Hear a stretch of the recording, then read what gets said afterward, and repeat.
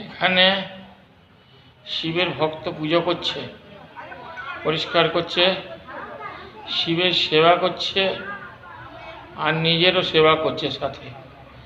দেখুন কিভাবে শিবের ভক্ত এই অযোধ্যায় কেমনভাবে পুজো করছে আর কেমনভাবে নিজে প্রসাদ গ্রহণ করছে।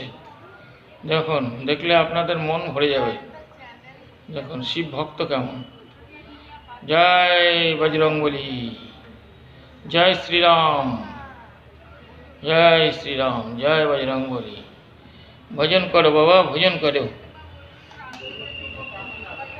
जितना प्रसाद है खा लो अपने से।